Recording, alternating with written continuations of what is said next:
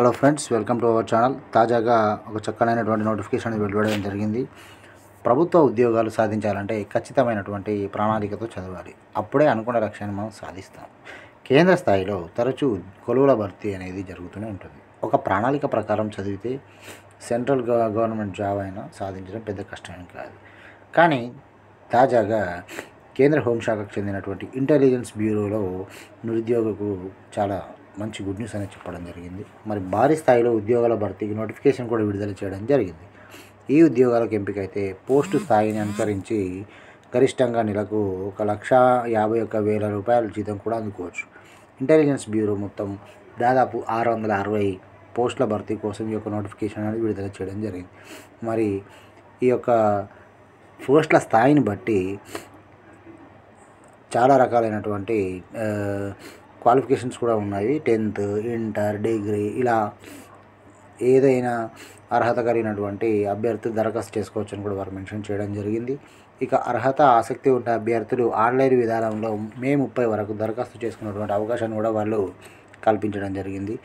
మరి అధికారిక వెబ్సైట్ అనేది ఇక్కడ ఇవ్వడం జరిగింది. మీరు వీడియోలో చూస్తున్నారు. mha.gov.in అనే వెబ్సైట్లో పూర్తి సమాచారం కూడా ఉన్నది.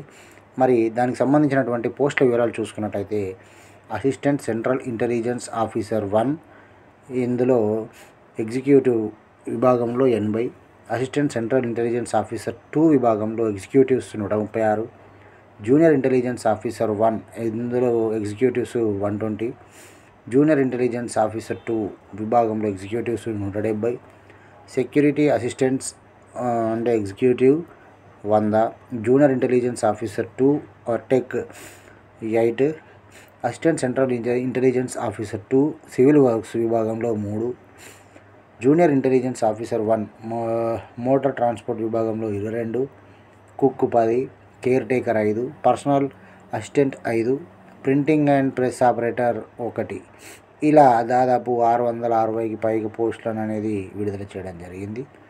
మరి ఫ్రెండ్స్, దీని యొక్క అర్హత ఇందాక చెప్పిన విధంగానే పై పోస్టులకు వేరువేరుగా ఉన్నాయి. విద్యార్హత అనేది 10th, ఇంటర్, డిగ్రీ చదివి సంబంధిత విభాగాల అనుభవం కలిగి ఉన్నటువంటి వాళ్ళు ఈ యొక్క పోస్టులకు దరఖాస్తు చేసుకోవచ్చు అని కూడా వారు మెన్షన్ చేయడం జరిగింది.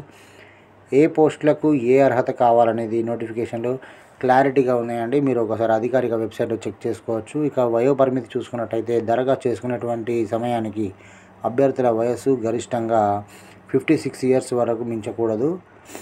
ఇక జీతభత్యాలు చూసుకున్నట్టయితే మీరు ఇందాక చెప్పిన విధంగానే క్యాడర్ను బట్టి పోస్ట్ను బట్టి ఒక్కో రకంగా ఉన్నవి మీరు ఈ వీడియోలో చూడవచ్చు. ఈ విధంగా మనకు అధికారిక వెబ్సైట్ అనేది అధికారికంగా నోటిఫికేషన్ అనేది రావడం జరిగింది. మరి ఈ యొక్క అవకాశాన్ని సద్వినియోగం చేసుకొని నిరుద్యోగులు ఈ యొక్క జాబ్ను సాధించాలని మన ఛానల్ తరపున మేము మనస్ఫూర్తిగా కోరుకుంటున్నాము. ఫ్రెండ్స్, మరి ఈ వీడియో కనుక మీకు నచ్చినట్టయితే లైక్ చేయండి, షేర్ చేయండి.